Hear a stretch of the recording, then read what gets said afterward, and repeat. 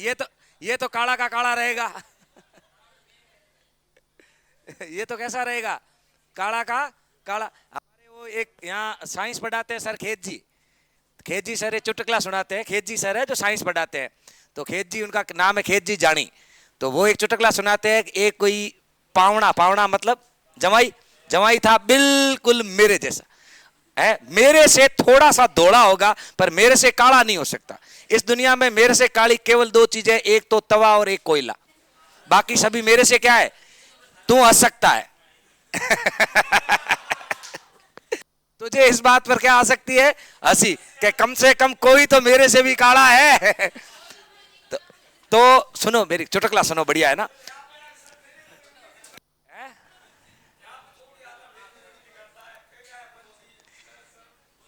एक बात बता बालक, एक वास्तविकता बताऊं, इन लोगों को ये डाउट है तू और मैं है काले।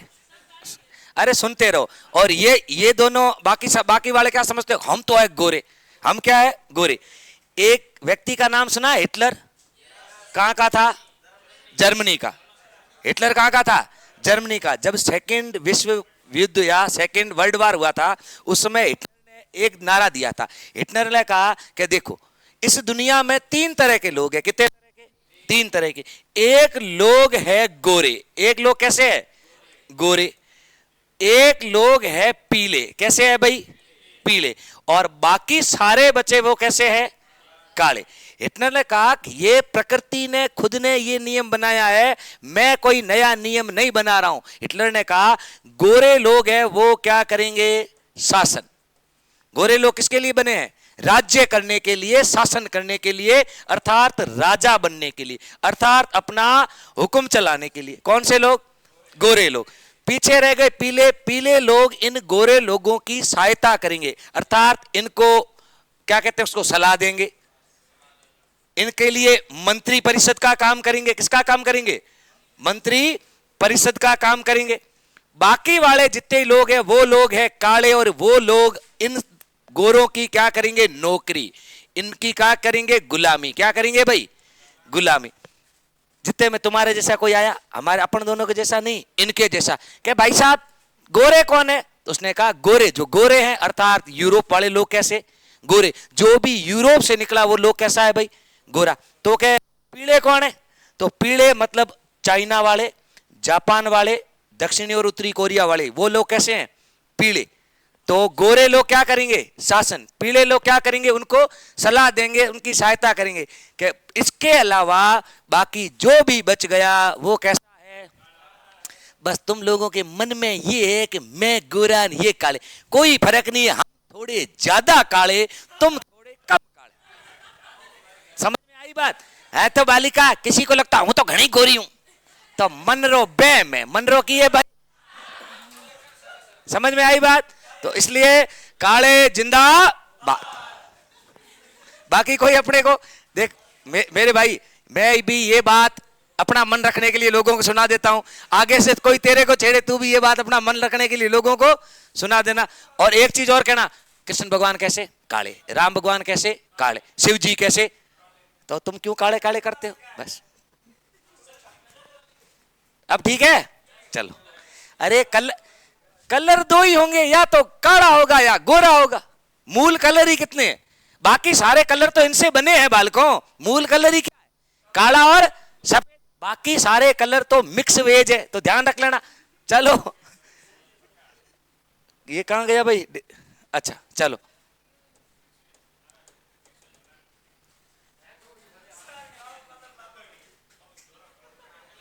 अरे वो ऐसे कुछ होता नहीं है क्या, उनको बुला के लाना। तो सुनो भैया, उनको बुला के लाओ, तो यहां बैठे थे उनको।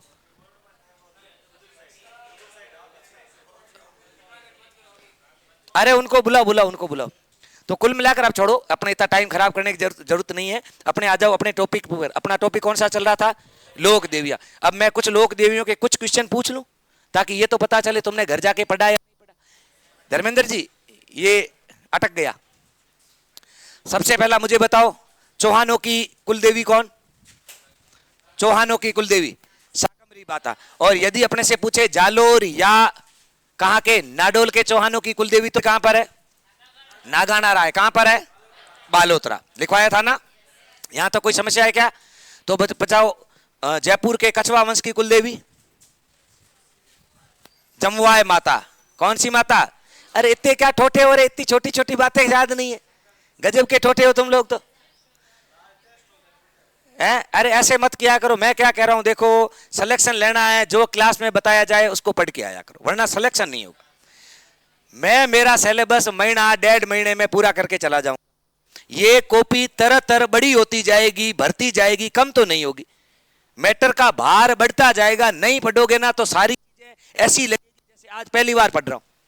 इसलिए घर जाके पढ़ के आया करो। नहीं पढ़ के आओगे तो यहीं बैठे रहो। एक सामान्य सी बात समझाता हूं, तुम्हें लगता होगा कि तुम लोग ज्यादा होशियार हो, हंसी मजाक में समय निकल जाएगा, पता ही नहीं चलेगा। पहली बात। दूसरी बात, मुझे भी पता है, तुम लोगों को भी अपनी अंतरात्मा में पता है कि जब तुम लोगों ने बीपीएड, पता नहीं किसने किया किसने नहीं किया, कैसे किया, वो मेरा कोई मामला। जिसने भी बीपीएड किया, कौन सी तुमने वहां पर क्लासे लेकर सारा का सारा बीपीएड वाला कोर्स किया है? यहां मारसा पढ़ाते तो नई चीज लगती है। मारसा यहां वही पढ़ाते हैं जो तुमने 2 साल 1.5 साल वहां झक मारी है कॉलेज में, वही तो पढ़ाते हैं। वहां अपन ने नहीं पढ़ाना, इसलिए अपने को वो चीज भी अटपटी लगती है।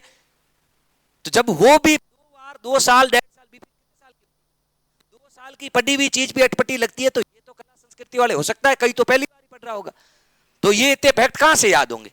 इसलिए नौकरी लगनी है तो थोड़ा सीरियस होकर पढ़ो, नहीं लगनी है तो काला गोरा पीला लाल तो पूरी उम्र करते ही रहेंगे। ठीक है ना? थोड़ा सा ना सीरियस हो जाओ भाई, है ना? नहीं देखो, पढ़ के आओगे, आंसर दोगे तो मैं क्लास में इतनी रोचकता बना के रखूंगा कि तुम लोगों को आएगा आनंद। नहीं पढ़ के आओगे ना, फिर मेरा भी करेगा कि इनको पढ़ना तो है नहीं, मैं क्यों का अपनी एनर्जी क्यों इनके ऊपर वेस्ट करूं। इसलिए ध्यान रख लेना, वो इनपुट आउटपुट वाला मामला, मैं वैसा ही इनपुट दूंगा जैसा तुम क्या दोगे, आउटपुट। सीधी सिंपल बात है, ठीक है ना? वरना मेरे को मेरी या क्लास लेने के पैसे बकायदा मिलते हैं, और पंजी सर ऐसे है जो एडवांस में पैसे देते। समझ रहे हो ना? तुम्हारा जो सिलेबस है, उस सिलेबस का हम पहले मैंने बता दिया, इतने दिन में मैं इनका सिलेबस करवा दूंगा। उन्होंने कहा आपका पेमेंट कितना होता है? मैंने कहा इतना। उन्होंने कहा ये लो। अब बोलो, तो मेरे को तो मेरा पैसा मिल गया, मैं तो मेरी क्लासें पूरी करके चला जाऊंगा, मेरा कर्तव्य पूरा हो जाएगा, क्लासें सारी रिकॉर्ड होगी, एक भी क्वेश्चन बाहर आएगा नहीं। सर कहेंगे क्या हुआ? अपनी क्लासें देख लो, अपन ने नहीं कोई लाइन छुड़वाई हो, नहीं ढंग से पढ़ाया हो, तो आप किसी को बुला के देख लो, तो गलती किसकी होगी? समझ रहे हो? थोड़ा सा सीरियस है ना? घर जाके पढ़ के सामान्य सी क्वेश्चन है वो भी नहीं कर पाते और बाल को। तो चलो, अब कुछ बची हुई लोक देवियां अच्छी खासी तो करवा ली थी, 2 4 5 है वो अभी करवा देते हैं ना। चलो, कुछ बची हुई लोक देवियों के बारे में बात करें। एक तो लिखो शीतला माता।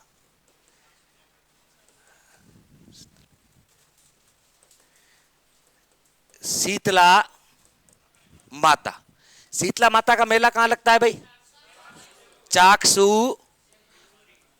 जयपुर। चाकसू कहां पर है? चाकसू गांव है, चाकसू की डूंगरी बोल दो। जयपुर में कहां पर है भाई? जयपुर में। पहली बात। अब देखो, इनको चेचक निवारक देवी कहते हैं भाई। इनकी अगर पूजा नहीं करे तो अपने को कौन सा रोग होगा? चेचक, जिसको कहते हैं छोटी माता, बड़ी माता। तो लिख लेना चेचक निवारक देवी। चेचक निवारक देवी। इनका मेला लगता है बालकों चैत्र शुक्ल है या कृष्ण है? चैत्र कृष्ण सप्तमी और अष्टमी को। सप्तमी और मुख्य रूप से जयपुर में तो मेला लगता है अष्टमी को। अपन लोग कब मनाते हैं? सप्तमी को। कब मनाते हैं भाई? सप्तमी को। ठीक है ना? ये याद रख लेना। अब ध्यान देना, अब मेरी बात सुनो। अभी एक परीक्षा में क्वेश्चन पूछा गया, इनके मेले में, इसके मेले को एक और मेला कहते हैं। क्या कहते हैं भाई? गधों का मेला। सबने सुना है ना? ऐसा कौन है जिसने नहीं सुना है? सबने सुना है ना कि भाई गधों का मेला कहां लगता है? चाकसू में। कहां लगता है भाई? साथ ही साथ यहां पर बैलगाड़ी का मेला भी लगता है। ये ध्यान रख लेना, बैलगाड़ी का मेला। ये अभी नया नया मार्केट में चल रहा है भाई क्वेश्चन। गधों का मेला भी यहीं लगता है और बैलगाड़ी का मेला भी कहां लगता है? यहीं पर लगता है। और इनके जो पुजारी होते हैं वो कौन होते हैं? कुम्हार। कौन होते हैं भाई? कुम्हार।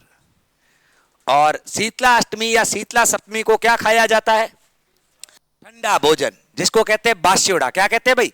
बासी भोजन खाया जाता है। इस दिन अपन घर में आग का उपयोग नहीं करते, चूल्हा नहीं जलाते। जो पहले दिन अपन भोजन बनाकर रखते हैं उसी भोजन को खाते हैं, उस भोजन को कहते हैं बास्योड़ा। क्या कहते हैं भाई? तो लिख लेना, इस दिन बास्योड़ा खाया जाता है। इस दिन बास्योड़ा खाते हैं। बास्योड़ा मतलब पुराना भोजन। इस दिन बास्योड़ा खाते हैं। शीतला माता की सवारी क्या है? गधा, इसलिए मेला भी किसका? गधों का। ये लिख लो भाई। शीतला माता चाकसू जयपुर में चेचक निवारक देवी है भाई। मेला चैत्र कृष्ण अष्टमी को, गधों का मेला और बैलगाड़ी का मेला भी इसी दिन भरता है भाई। बैलगाड़ी का मेला भी इसी दिन भरता है। ठीक है भाई। देखो अपने है ना, अपने पश्चिमी राजस्थान में तो मनाते हैं शीतला सप्तमी। कब मनाते हैं? अपने कहते हैं शील सातम, कहते हैं कि नहीं कहते हैं? शील सातम। और उधर कहते हैं अष्टमी। उधर कब मनाई जाती है? अष्टमी को। ठीक है ना, चलो ये याद रख लेना। आगे बढ़ो। लिख लिया भाई? सबने लिख लिया? बालिकाओं चलो अब देखो, एक और लिख लो। अगली लोक देवी लिखो ज्वाला माता। ज्वाला माता, इनका मंदिर है जोबनेर जयपुर। जोबनेर जयपुर। ज्वाला माता जोबनेर जयपुर। एक लिखो दधीमती माता। हाँ, गोठ मांगलोद नागौर, दधीमती माता। लिख लो गोठ मांगलोद नागौर। गोठ मांगलोद नागौर। दधीमती माता, गोठ मांगलोद नागौर। फिर एक लिखो ब्राह्मणी माता या ब्रह्माणी माता, सोरसन 12। सोरसन 12। यहां पर इनकी पीठ की पूजा की जाती है। हाँ, तो लिख लेना, इनकी किसकी पूजा करते हैं? पीठ की पूजा करते हैं। पीठ की पूजा करते हैं। बैलगाड़ी की पूजा कौन से लोक देवता की करते हैं? हडबू जी की। किसकी पूजा करते हैं बैलगाड़ी की? हडबू जी की। तो फिर ऐसे एक दिन छुट्टी क्या रह जाती है, तुम लोग सारा ही गुड़ गोबर कर लेते हो भाई। ऐसे मत किया करो। एक बताया था मैंने, कहा नया मंदिर का क्वेश्चन है, आएगा आएगा। अपने यशस्वी मुख्यमंत्री जी का मंदिर का नाम क्या था? पुंचरी का लोठा। किसका लोठा? पुंचरी का लोठा है। सोरसन 12। सोरसन 12। एक लिखो अर्बुदा माता। अर्बुदा माता सिरोई, आबू पर्वत सिरोई। आबू पर्वत सिरोई। लो भाई, आबू पर्वत सिरोई, अर्बुदा माता, आबू पर्वत सिरोई।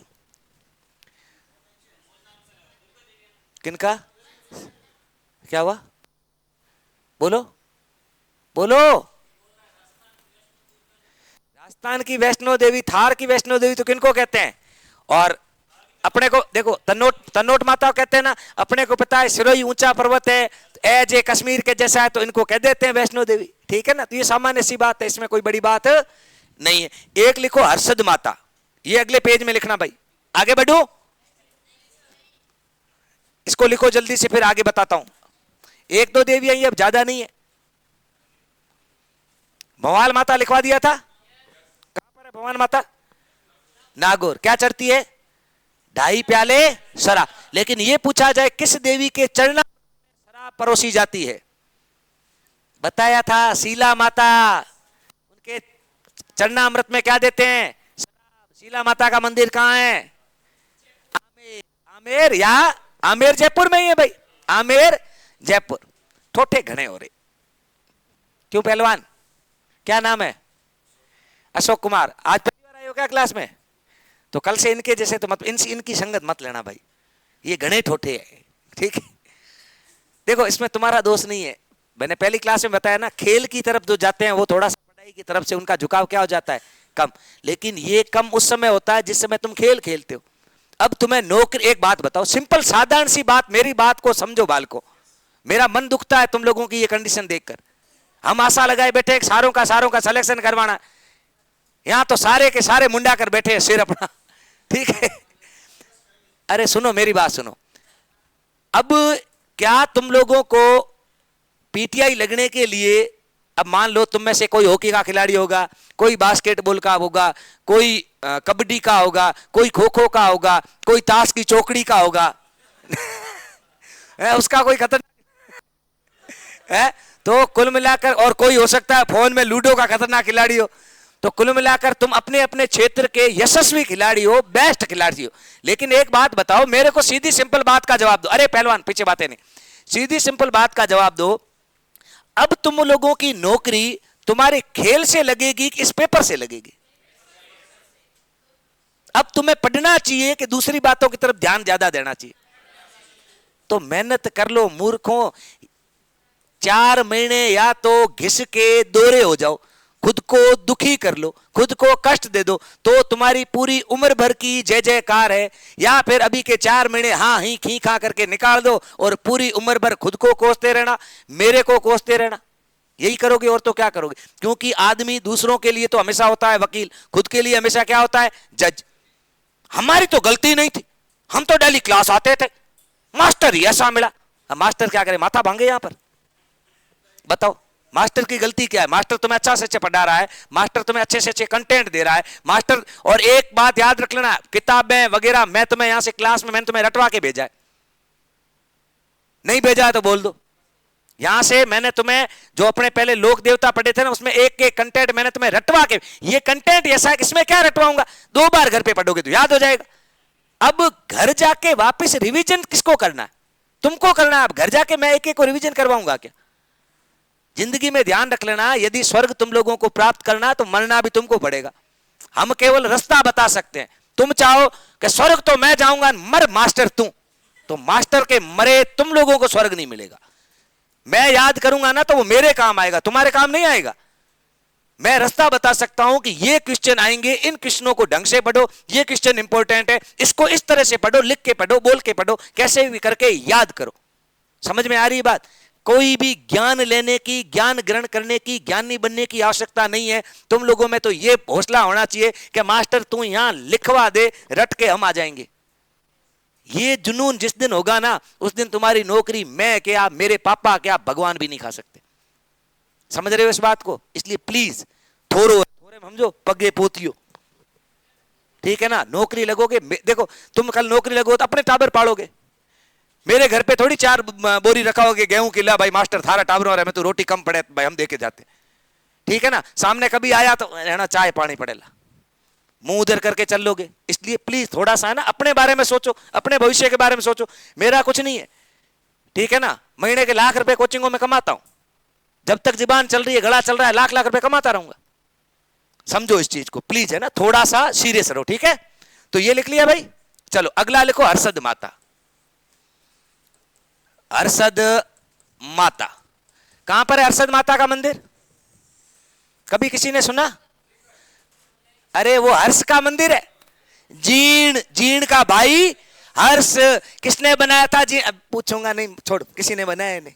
पृथ्वीराज प्रथम के सामंत विट्ठल मोहिल ने, या है मोहिल हट्टड़ कह दो उसको, उसने बनाया था। बनाया था कि नहीं बनाया था? जीर्ण माता चौहानों की आराध्य देवी, लिखवाया था ना। उनके जीर्ण माता के भाई का नाम था हर्ष। यहां क्या लिखा हुआ है? हर्षद माता। इनका मंदिर है आभानेरी दोसा, आभानेरी दोसा। हाँ अभी लिखवाऊंगा वो भी बेटा, आभानेरी दोसा 8वीं शताब्दी का मंदिर है। प्रतिहार कालीन माना जाता है। किसके कालीन? प्रतिहार कालीन। और लिख लेना, इसके पास ही चांद बावड़ी है। इसके पास ही कौन सी बावड़ी? पास ही चांद बावड़ी, जिसको कहते हैं आभानेरी की चांद बावड़ी। इस चांद बावड़ी को बनाने वाले का नाम था चांद। राजा का नाम क्या था? चांद। और यह राजस्थान की सबसे गहरी, सबसे अच्छी, सबसे बड़ी, सबसे प्राचीन, सबसे विशाल, सब कुछ आए तो कौन सी बावड़ी? कौन सी बावड़ी? चांद बावड़ी कहां पर है? आबानेरी दोसा। आबानेरी आबानेरी हर्षद माता का मंदिर भी कहां है? आबानेरी दोसा। एक बाल को बताओ, हिंदी तो तुम्हें आती होगी, हर्षद का मतलब क्या है? हर्षद शब्द का मतलब क्या होता है? खुशी, हंसता हुआ, मुस्कुराता हुआ। तो यहां पर देवी की मूर्ति मुस्कुराते हुए प्रतीत होती है। कैसी प्रतीत होती है? तो बस लिख लो, मूर्ति मुस्कुराते हुए। मूर्ति कैसे प्रतीत होती है भाई? सीधा समझ जाओ। हर्षद अपन कहते हैं मुझे बहुत हर्ष हुआ, मुझे बहुत खुशी हुई। तो हर्षद माता की मूर्ति कैसे प्रतीत होती है भाई? मुस्कुराते हुए। कैसे प्रतीत होती है? मुस्कुराते हुए। ये याद रख लेना, हर्षद माता आबानेरी दोसा 8वीं शताब्दी का मंदिर है, प्रतिहार कालीन मंदिर है। और पास ही कौन सी बावड़ी है? चांद बावड़ी। बावड़ियों के बारे में अपन अलग से चर्चा करेंगे, पूरी एक क्लास जाएगी। कितनी क्लास जाएगी? पूरी एक क्लास। उसमें वापिस ये बताऊंगा, तब मैं वो कहूंगा बताओ चांद बावड़ी कहां पर है, तुम कहोगे। फिर मैं अरे आज बोलोगे, उस दिन तुम ऐसे ही करोगे, देख लेना, ठीक है। और फिर मैं कहूंगा, मैं ये कहूंगा मूर्खों, मैं वही पूछता हूं जो पहले पढ़ा चुका होता हूं, नई बात नहीं पूछता। चलो लिख लिया भाई। चलो तुरतई माता करवा दिया था, अर्बुदा माता लिखवा दिया, और कौन कौन सी माता रह गई भाई? है पल्लू माता, हनुमानगढ़, बडली माता कहां पर है? बडली माता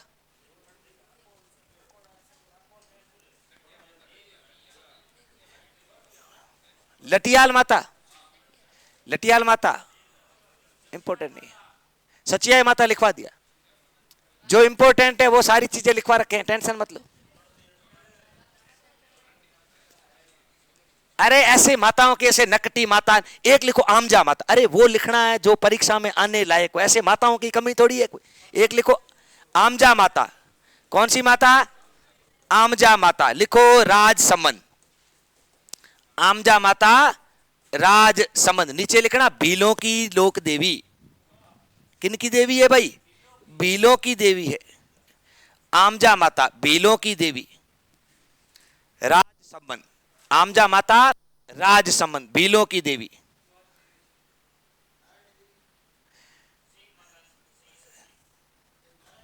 नारायण देवी लिखवा देंगे, लिखवा देंगे।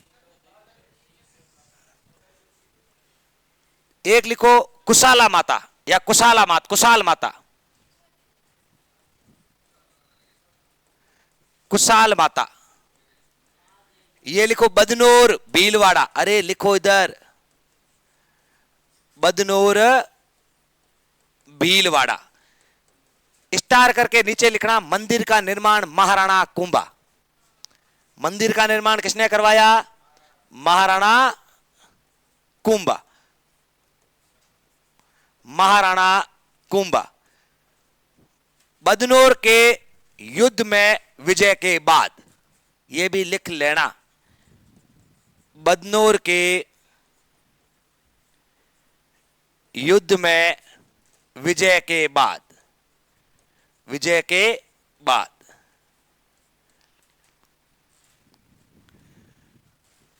फिर बालक ने कौन सी? लटियाल माता, लटियाल माता। ये लिख लो फलोदी। नारायणी देवी अभी लिखवा दूंगा अलवर। कहां की है भाई? अलवर। मीणाओं और नाइयों की देवी। मीणा भी पूछते हैं और नाई भी पूछते हैं, ठीक है ना। लटियाल माता।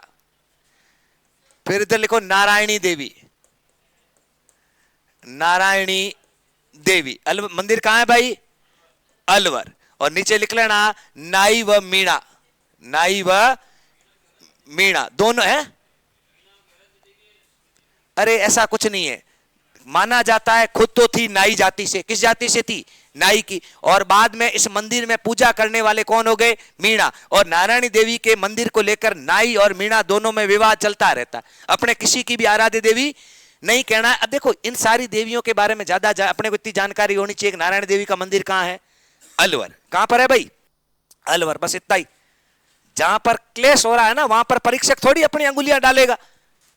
भाई कल अंगुलियां डाले मीणा का जल है, तूने नाई उत्तर कैसे माना? क्या हमारी आराध्य देवी नहीं है? मीणा उत्तर मान ले, कल नाई इकट्ठे हो जाएगा, तूने कैसे माना? तो वो कहता है बनने दो ना। अपन तो यही पूछेंगे नारायण देवी का मंदिर कहां पर है भाई? अलवर। बस इतना ही अपने को याद रख लेना है। चलो, तो ये कुछ इंपोर्टेंट देवियां होगी, बाकी देवियों की कोई कमी नहीं है। हाँ भाई, तुमको पता है वांकल माता का मंदिर कहां है? तो क्या पूछोगे? अरे बालिका, मंदिरों में कमी नहीं है। ऐसे तो अपने राजस्थानी के बारे में, राजस्थान के बारे में एक कहावत है, गांव गांव खेजड़ी, सॉरी है, और गांव गांव गोगो, और गांव गांव ही देवरा। देवरा का मतलब क्या होता है? ऐसा कौन सा गांव है जहां मंदिर नहीं है? प्रत्येक गांव में 3-4 मंदिर मिलते हैं कि नहीं मिलते? तो इतने प्रत्येक गांव में 3-4 मंदिर, एक आधा देवी का मंदिर भी तो होगा। तो सारी देवियों के बारे में नहीं, अपने इतने से ही काम चल जाएगा। तुम्हें पीटीआई बनना है ना, अपने पीटीआई बन जाओगी, ज्ञानी नहीं बनना है अपने को, है ना। चलो, तो ये कुछ एक लिखो, सूंदा माता। भाई सूंदा माता लिखवाया था क्या पहले? क्योंकि उनके मंदिरों के बारे में ज्यादा पूछा जाएगा, जो मंदिर ऐतिहासिक रूप से महत्वपूर्ण हो। जो मंदिर किसके लिए महत्वपूर्ण हो? ऐतिहासिक रूप से महत्वपूर्ण हो, जिनका इतिहास से कुछ संबंध हो, या बहुत ही ज्यादा चर्चित हो, बहुत ही ज्यादा बड़े मंदिरों, लोक देवी बहुत ज्यादा चर्चा में रहने वाली। जैसे जीण माता का पूछते हैं, करणी माता का पूछते हैं, केला देवी का पूछते हैं, क्योंकि यहां जब मेले भरते हैं तो उस मेले में लाख लाख लोग आते हैं। तो ये मंदिर हमेशा किसमें रहते हैं? चर्चा में। समझ में आ गई बात? चलो, तो एक लिखो, केला देवी लिखवा दिया ना बालक, है ना? तो है भाई, लिखवा दिया ना केला देवी। चलो, एक लिखो सूंदा माता। सूंदा माता लिख लेना, बीनमाल जालोर। कहां पर है भाई? बीनमाल जालोर। बीनमाल जालोर लिख लेना। मंदिर का निर्माण, मंदिर निर्माण जालोर का एक चौहान राजा था, चाचिकदेव। चाचिगदेव कहां का चौहान राजा था? जालोर का चौहान राजा। अब आजकल प्रश्न पूछने वाला होशियार हो गया, उसको पता है, सबको पता है सूंदा माता का मंदिर कहां पर है? जालोर में। कहां पर है भाई? वो पूछेगा सूंदा माता का मंदिर का निर्माण कौन से राजा के द्वारा करवाया गया? अब सबकी निकल जाती है हवा, क्योंकि जालोर का अपन राजा सुनते तो एक ही सुनते, कानड़ देव, उसके अलावा नाम ही नहीं सुनते। तो याद रख लेना किसने करवाया था। ये भी चौहान राजा था, कानड़ देव का कोई दादा दादा परदादा अकड़ दादा लकड़ दादा था भाई, याद रह जाएगा। चलो, और एक लिख लेना, 2006 में 2000 सूंदा माता में राजस्थान का पहला रोपवे बना था। तो लिख लो, 2006 राजस्थान का प्रथम रोपवे। क्या होता है रोपवे? वो है नहीं, वो है नहीं, वो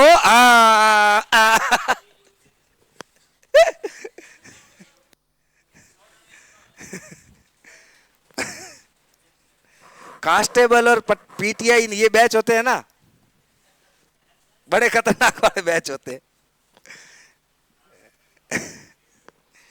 क्योंकि पीटीआई और कांस्टेबल वाले शारीरिक रूप से होते हैं स्ट्रांग।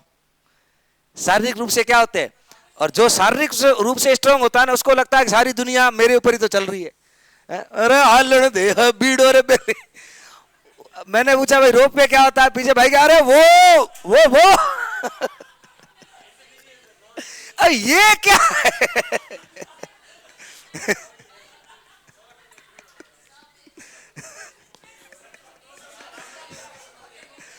अरे अरे बस, अरे बेटा, इसका कारण यह है कि तुम लोग खेल से जुड़े हुए। किससे जुड़े हुए हो? अब यहां का ये देखो, ऐसा नहीं है। मैंने बैच फर्स्ट ग्रेड भी लिए है, मैंने बैच एसआई के भी लिए, मैंने बैच आरएस के भी लिए। उनमें यदि पूछा जाता है कि भाई रोप वे क्या है, मान लो क्लास सामान्य सा सबको आता है, लेकिन किसी को नहीं है ना, वो ऐसे कहता है सर आ तो रहा है लेकिन बता नहीं पा रहा हूं। ऐसे तो अरे मार हो। उसके आगे कोई 4 एक बैठे हो तो वैसे उनके सिर फोड़ देता, बड़ीड़ बड़ीड़। तो ध्यान रख लेना, राजस्थान का पहला रोप वे कहां बना था भाई? कहां बना था? बस चलो भाई, अरे बस ये कुल मिलाकर अपने कौन सी देवियां हो गई? लोक देवियां। कौन सी हो गई? बाकी देखो, कुछ ऐसी लोक देवियां हैं जिनके बारे में अमूमन अपन सुनते नहीं है, लेकिन उनके क्वेश्चन पूछ रखे हैं। उनके क्वेश्चन मैं टेस्ट पेपर होगा ना, उसमें चला के क्वेश्चन दे दूंगा जो पुराने परीक्षा में आ रखे।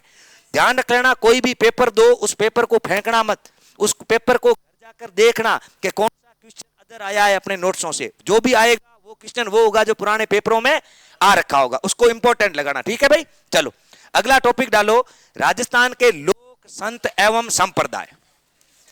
लिखो अगला नया टॉपिक, नया पेज, नया टॉपिक नया पेज, कंजूसी नहीं भाई, नया टॉपिक नया पेज।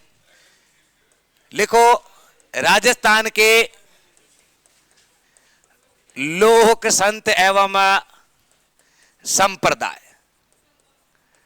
राजस्थान के लोक संत एवं संप्रदाय, राजस्थान के लोक संत एवं संप्रदाय। तुम सारे लोग पढ़ सकते हो, सारे सेलेक्ट हो सकते हो, लेकिन थोड़ा सा अपने ऊपर कॉन्फिडेंस रखो बस। मन के हारे हार है और मन के जीते क्या है भाई, जीत। ठीक है ना, थोड़ा सा कॉन्फिडेंस रखोगे, कोई बड़ा नहीं है। 2-2 4-4 5-5 बार पढ़ो और बोल बोल के पढ़ो। तुम में से कोई ऐसा है क्या जो दोस्त साथ में रहते हैं?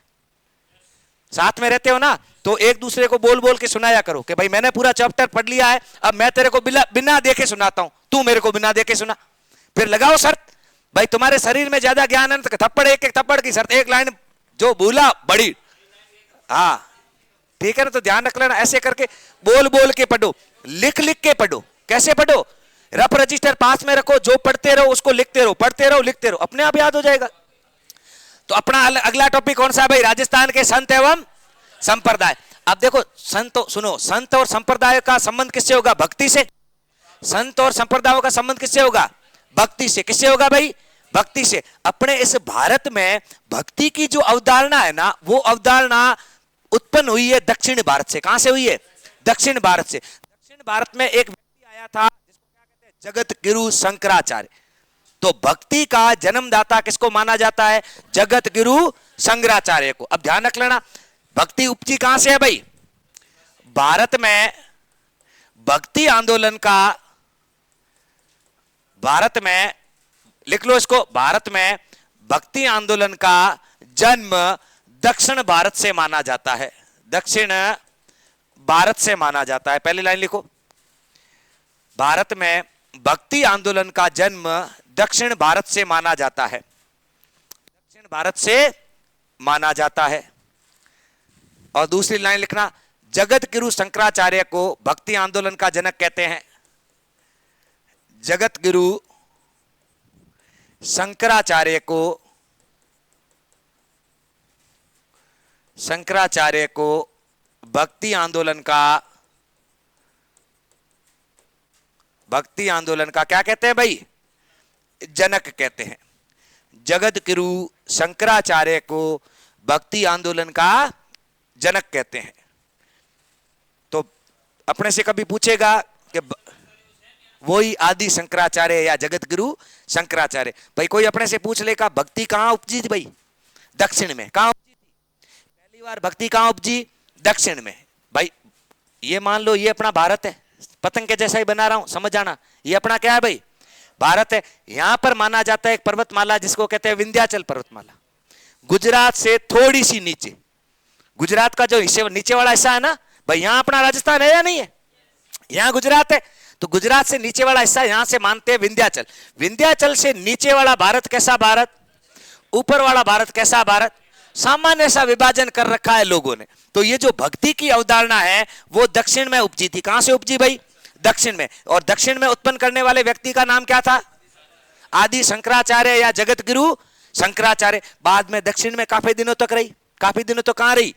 फिर यहां से एक जगत गुरु शंकराचार्य के एक कोई शिष्य थे यमुनाचार्य, उनके शिष्य थे रामानंदाचार्य। तो ऐसे करके आगे शिष्यों की परंपरा चलती रही। तो इनके जो शिष्य थे रामानंद, क्या नाम था भाई? रामानंद यहां से टक टक करते हुए आए उत्तर भारत में। कहां पर आए?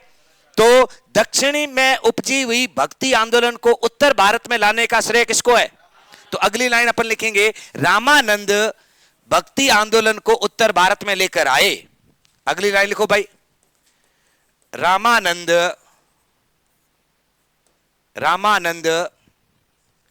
भक्ति आंदोलन को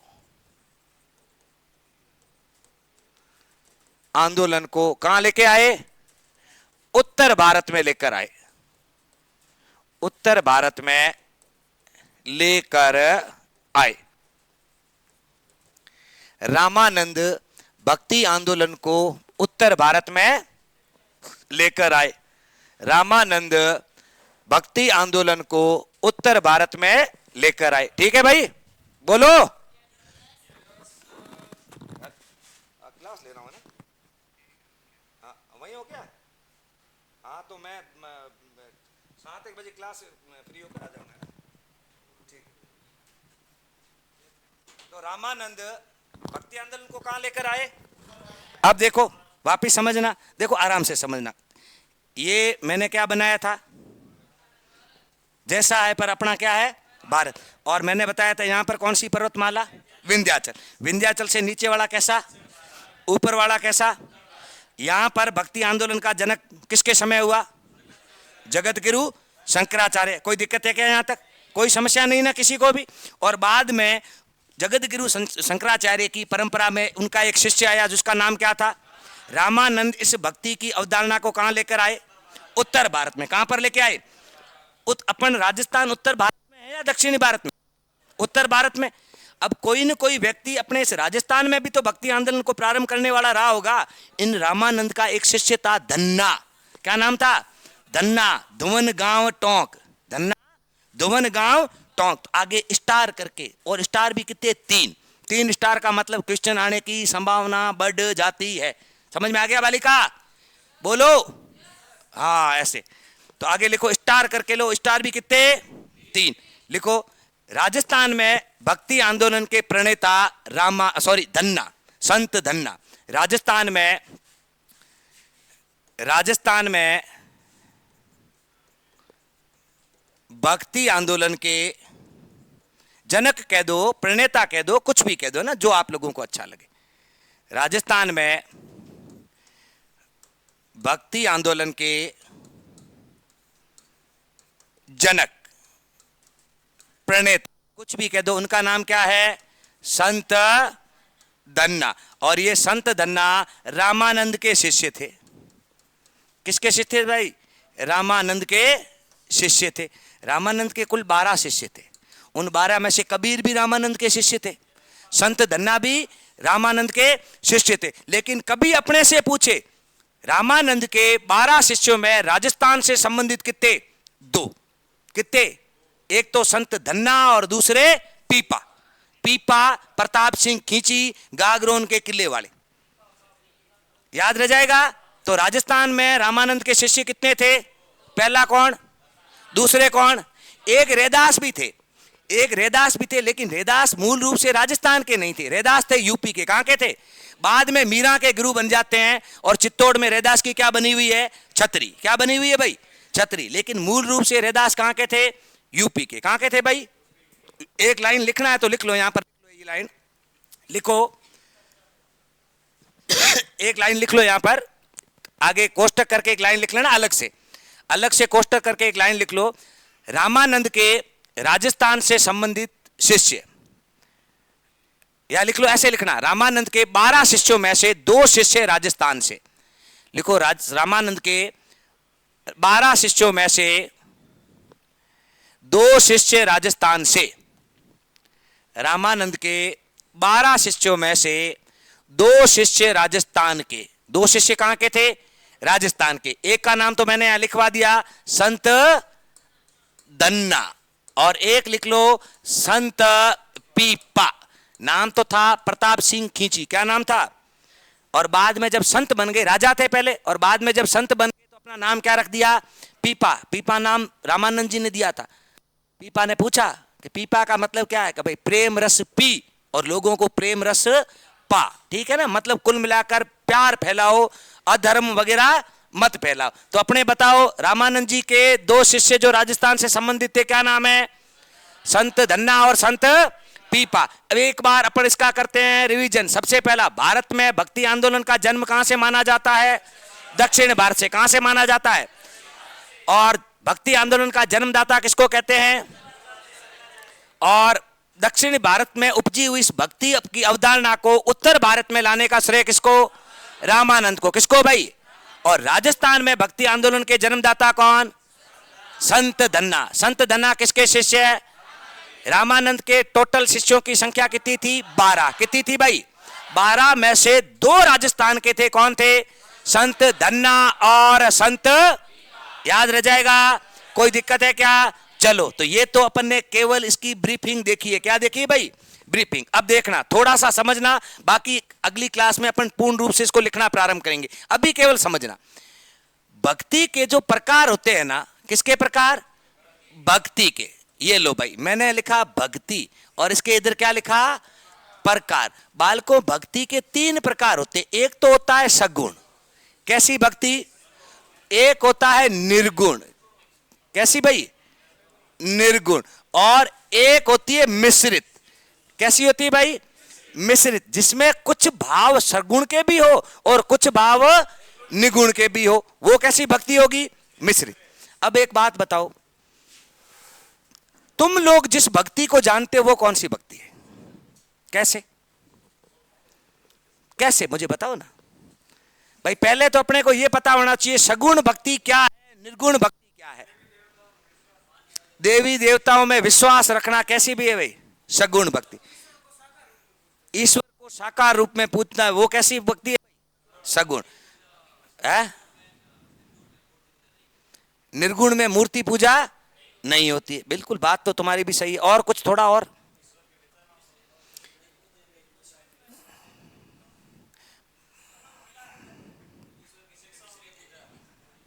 भाई मिश्रित का तो मतलब यही होगा, जो निर्गुण और सगुण दोनों मिलेगी तो वो क्या हो जाएगी? मुझे तो यही बताओ, सगुण और निर्गुण भक्ति में क्या अंतर होता है?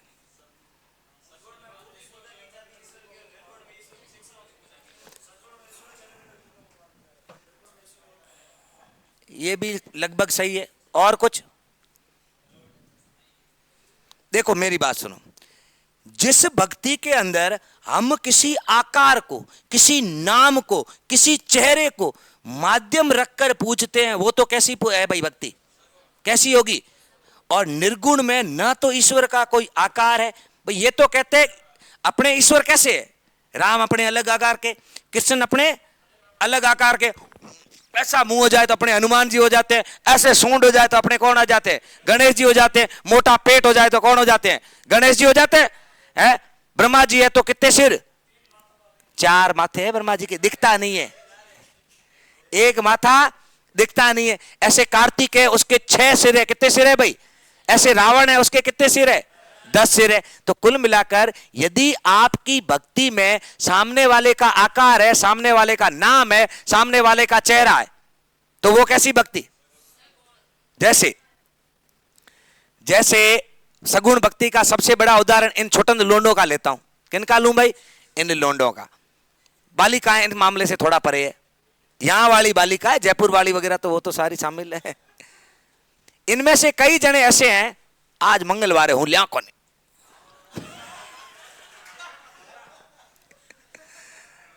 बालिकाओं समझ में आया है? आ गया समझ में? तो इनको भी आ गया भाई। आज मंगलवार है, मैं नहीं लूंगा क्योंकि मेरे को डर किससे लग रहा है? हनुमान जी से। किससे लग रहा है? हनुमान जी से। और कई कई जने तो पहलवानों ऐसे होते हैं, रात को 12 बजे तक बैठे रहते हैं। रुक जाओ, थोड़ा धीरे धीरे लो, क्योंकि जैसे ही 12 बजी अब अपने बना ले भाई, क्योंकि अपने मंगलवार चला गया। इसका मतलब अपन ये मानते हैं कि मंगलवार के दिन हनुमान जी अपने को देख रहे हैं। इसका मतलब अपन हनुमान। दूसरा एक चीज और सोचो, जैसे तुम लोग गाड़ी लेकर जाते हो, बाइक, मोटरसाइकिल, कार, जीप, कोई भी, या अपने कोई भी रिश्तेदार भी जाता है, जैसे ही मंदिर आता है अपन क्या बजाते हैं? और अपन मानते हैं वहां पर किसका वास है? भगवान का। किसका वास है? या अपन रास्ते में जा रहे हैं, कहीं पर खेजड़ी के नीचे, पेड़ के नीचे कोई मूर्ति है, अपन ऐसे करते हैं कि नहीं करते? तो ये अपनी कैसी भक्ति है? सगुण भक्ति है, क्योंकि अपन उस आकार की पूजा कर रहे हैं। किसकी पूजा कर रहे हैं? निर्गुण भक्ति का मतलब है ना तो कोई मूर्त है, ना कोई आकार है, ना कोई नाम है, ना कोई स्वरूप है। भाई देवता का कोई स्वरूप भी उनके लिए एक कोई पर ब्रह्म कोई शक्ति है, वो उसी शक्ति की पूजा करते हैं जिस शक्ति का ना तो आकार है ना रूप है। वो शक्ति, वो देवता, वो सत्ता हर जगह व्याप्त है। वो सत्ता हर जगह क्या रहेगी? व्याप्त रहेगी। वो कैसी भक्ति? कैसी भक्ति? निर्गुण। अब बताओ आसान भक्ति कौन सी है? आसान सगुण है या निर्गुण है? भाई मैं तुम लोगों को एक बात बताओ, मैं तुम लोगों को पूछूं, मुझे बताओ बालकों, गुलाब जामुन का स्वाद कैसा होता है? तो तुम सबने खा रखा है, तुम क्या कहोगे? मीठा। लेकिन किसी ने गुलाब जामुन देखा ही नहीं है, किसी ने गुलाब जामुन के बारे में सुना भी नहीं है, किसी ने गुलाब जामुन के बारे में यह भी नहीं पता मीठा, खारा, फीका कैसा है। उसको पूछो, ले भाई गुलाब जामुन कैसा है? अब बताओ, आसान आंसर कौन देगा? जिसने खा रखा हो या जिसके बारे में कभी सुना भी नहीं, देखा भी नहीं? वो क्या आंसर देगा?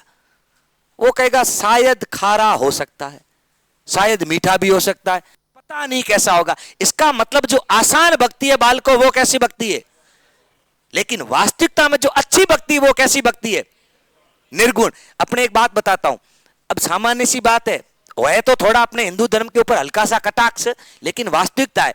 एक अंग्रेज विद्वान हुआ था, उसका नाम था मैक्स मुलर। क्या नाम था? उसने एक अवधारणा दी, उस अवधारणा को कहते हैं हीनोथिज्म। क्या कहते हैं भाई? अवधारणा। उसने एक शब्द दिया, हीनोथिज्म। क्या दिया भाई? तो लोगों ने पूछा कि ये हीनोथिज्म क्या है?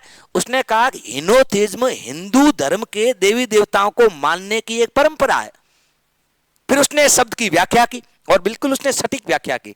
तो लोगों ने पूछा भाई क्या परंपरा है, तूने ये शब्द दिया है तो बता इसके बारे में। उसने कहा हिंदू लोग अपने देवी देवताओं को वार के अनुसार पूजते हैं। बिल्कुल सही बात है। जैसे मैंने अभी उदाहरण दिया, आज मंगलवार है, आज उल्लियों कौन कहते हो कि नहीं कहते हो? है। और जैसे ही मंगलवार जाता है तो भाई मंगलवार जाता है तो शुरू होते हैं कि नहीं होते हैं? इसका मतलब मैक्स मुलर ने कहा कि हिंदू लोग अपने देवी देवताओं को वार के अनुसार मानते हैं। आज सोमवार है, आज हमारे कौन से देवता बलशाली? आज मंगलवार है, आज कौन से? आज बुधवार है, आज कौन से? गणेश जी। गुरुवार है तो बृहस्पति देव, और शुक्रवार है तो संतोषी माता। अपने दिन के हिसाब से देवताओं को डिसाइड कर रखा है कि नहीं कर रखा है? तो एक बालक मुझे तू बता, तू मंगलवार के दिन दारू नहीं पीता है तो तेरा खुद का ये मानना है, मेरा नहीं है। जो व्यक्ति मंगलवार के दिन दारू नहीं पीता है ना, उसका ये मानना है कि मंगलवार को तो हमारे हनुमान जी ताकतवर है, बुधवार को हनुमान जी की हवा निकल गई। भाई इसका मतलब तो यही हुआ। भाई वास्तविकता से सोचो, इसका मतलब क्या हुआ? क्या बुधवार को हनुमान जी की ताकत खत्म? बुधवार जी ने, हनुमान जी ने लिख के दिया बेटा मंगलवार को तू नहीं पिएगा, बुधवार को तू 4 पैक और एक्स्ट्रा ले सकता। बोलो सही है गलत है? एक आदमी मैं मंगलवार के दिन मीट नहीं खाता हूं, बुधवार को बैठा टेक के इतना बड़ा तासा लिया हुआ 2 किलो चट। अब बताओ ये सही है गलत है? इसका मतलब हमारे देवताओं को हमने खुद ने क्या कर रखा है? कमजोर। बिगाड़ नहीं, कमजोर कर रखा है। हम ये, अरे सुनो मेरी बात सुनो, हम ये जताते हैं कि मंगलवार के दिन तो हमारे हनुमान जी सर्वोपरि है, बाकी वाले दिन हमारे हनुमान जी में ताकत है। और ये अवधारणा क्या कहलाती है? हीनोथिज्म। क्या कहलाती है? लेकिन यदि कोई निर्गुण भक्ति करता है, उसके लिए जो सर्वशक्तिमान सत्ता है वो सभी दिन समान होगी या नहीं होगी? समान होगी ना। इसका मतलब भक्ति की वास्तविक अवधारणा तो ये है, लेकिन सरल अवधारणा कौन सी है? भाई किसी की रूप की पूजा करना तो आसान है या नहीं है? भाई सामान्य सी बात है, एक लड़का है, एक लड़की है, दोनों मिलते हैं। लड़के ने लड़की को देख रखा है, लड़की बलासी खूबसूरत है, बहुत सुंदर है। क्या है भाई? सुंदर है। अरे वाह वाह, कोई चुटकला तो शायरी थोड़ी सुना रहा हूं, क्या इरशाद इरशाद, वाह वाह वाह। तो अरे देखो बालक मेरी बात सुनो, मैं मेरे बारे अब शायरी सुना रहा हूं एक अच्छी सी, कभी कभी लाइव, अरे तुम समझ नहीं पाओगे शायरी को, थोड़ी सी गूढ़। अब हमारे तो दिन है नहीं ऐसे, ठीक है ना? बस तुम वाह वाह केवल करो, हम उससे खुश हो जाएंगे। इसके बारे में कहा गया है, सुनो बालक, अच्छी शायरी है, समझ में आए तो बताना, कि अब वो दिन हवा हुए जब पसीना भी गुलाब हुआ करता था। मैंने कहा ना समझ में नहीं आएगी। और जो शायरी, और सुनो, जो शायरी समझ में नहीं आए ना, वो शायरी बेहतरीन शायरी होती है। समझ में आ जाए वो खाक शायरी, खत भेजा है गुलाब कान, फूल मत समझ नान, वो मत करना वो चलो अब इधर ध्यान दो भाई। अरे अब सुनो इधर, तो कुल मिलाकर एक लड़का है और एक लड़की है। लड़की बहुत सुंदर है, सुनना, लड़की बहुत सुंदर है। अब वो लड़का लड़की आपस में बात करते हैं, एक दूसरे को एक बार देख रखा है, चाहे वीडियो कॉल से देखा हो, इंस्टाग्राम पे फोटो देखी हो। अब लड़के को उस लड़की से प्यार होने की संभावना कितनी रहेगी? बहुत। या उस लड़की को उस लड़के से प्यार होने की, आपस में रिलेशन बनने की संभावना क्या रहेगी? बहुत ज्यादा। अब खुद सोचो, एक लड़का है, लड़की कोई है ही नहीं, केवल उसकी कल्पना है कि लड़की है। अब बताओ क्या वो लड़का उस लड़की से प्रेम कर सकता है? नहीं कर सकता, क्योंकि यदि स्वरूप नहीं है, आकार नहीं, तो आप कैसे प्रेम करोगे? कर सकते हो क्या? इसलिए सगुण भक्ति करना तो आसान है और निर्गुण भक्ति करना क्या रहेगा? कठिन। कुल मिलाकर मेरी बात वापस समझा रहा हूं, भक्ति के कितने प्रकार? पहला, दूसरा, तीसरा। जिसके अंदर कोई माध्यम हो, कोई आकार हो, कोई रूप हो, वो कैसी भक्ति? जिसमें न कोई रूप है, न कोई आकार है, केवल एक ब्रह्म परम सत्ता है, जिसका कोई ना नाम है, ना रूप है, कुछ नहीं है, वो कैसी? और दोनों में कुछ न कुछ अंश मौजूद हो, वो कैसी? वो कैसी रहेगी? सरगुण भक्ति में मुख्य रूप से भक्ति है ना, वो एक तो करेंगे अपन राम की। किसकी? राम से संबंधित सारे संप्रदाय। एक अपन करेंगे कृष्ण से संबंधित सारे संप्रदाय, और एक अपन करेंगे सेव संप्रदाय। कैसे भाई? सेव का मतलब जो भगवान शिव जी की पूजा करे। निर्गुण में कोई संप्रदाय ऐसे तो आएंगे नहीं, इसमें अपन वो सारे पढ़ेंगे, जैसे जसनाती संप्रदाय हो गया, जैसे विष्णोई संप्रदाय हो गया, जैसे दादू हो गए, जैसे धन्ना हो गए, जैसे पीपा हो गए, वो सारे किसमें आ जाएंगे? जैसे दादू दयाल होंगे, वो किसमें आ जाएंगे? और इसमें केवल 3 आएंगे, हरिदासी, निरंजनी संप्रदाय, और एक और है चरणदासी। तो इसमें कौन कौन से 3 आ जाएंगे? हरिदासी, निरंजनी संप्रदाय और चरणदासी, वो इनमें आ जाएंगे। तो बाकी वाला अपन सारा करेंगे कल। कोई दिक्कत है क्या? चलो बाकी वाली कल सारी क्लास ले, और आज वाला पढ़ के आ जाना। अशोक जी खास करके आप नए आए हो ना, तो नए का टेस्ट सबसे पहले। चलो भाई, इसको बंद कर देना ना। अरे